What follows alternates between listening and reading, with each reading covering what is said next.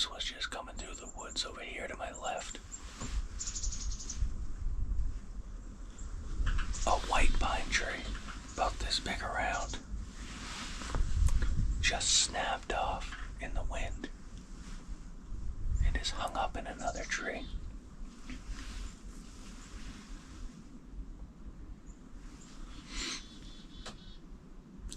It jumped the crap out of me because it's behind me.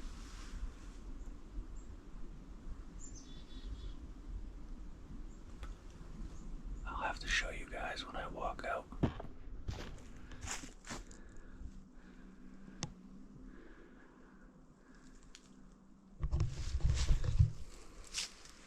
Oh, good. That was loud. The wind is still cranking. It's been like this every day I've been out. Hopefully the tree that my stand's in doesn't do that tonight when I'm in it.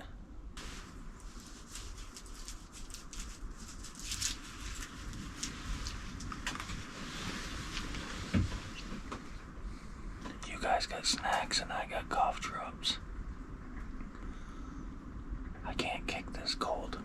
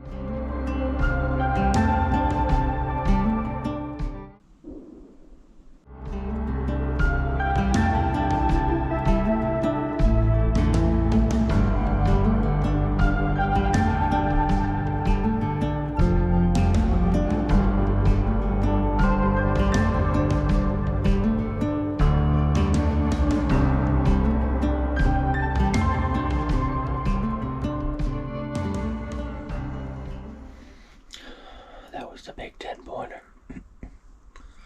All I saw was horns. Stayed behind a blowdown fur. Never walked in.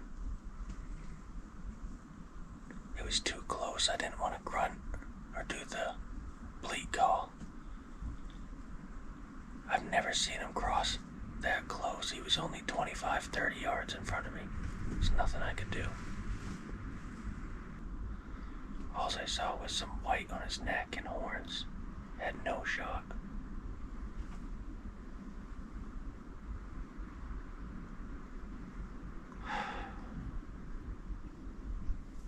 Haven't been this mad in a long time.